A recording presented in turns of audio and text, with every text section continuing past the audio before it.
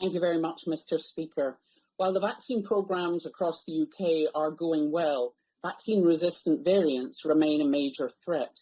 I welcome that the Prime Minister has now called off his visit to India due to their devastating surge in COVID.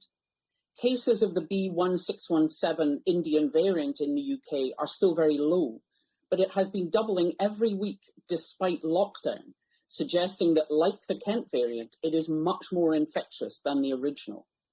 I therefore welcome that India is being added to the red list to reduce further importation. But will he not now consider extending hotel quarantine to all arrivals, as travellers from red list countries can currently avoid it by coming via a third country?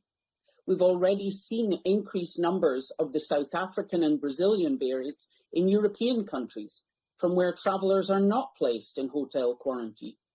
And more infectious or vaccine-resistant variants could emerge in any country, and we simply wouldn't know about it until it's too late.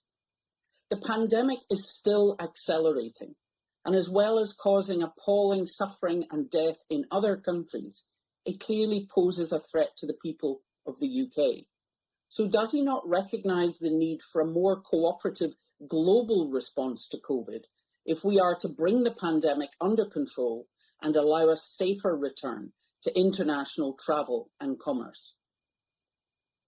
Thank you very much, Mr. Speaker. Well, I certainly agree with the Honourable Lady on that, on the final point, and it is a point on international collaboration and work together that, along with the Foreign Secretary and the Prime Minister, we are working incredibly hard on, and using the UK's presidency of the G7 and the enthusiasm of the new administration in Washington to try to drive that international collaboration, and in particular collaboration amongst like-minded democracies in favour of an open and transparent, science-led response to pandemics, and I hope that she'll concur with that approach.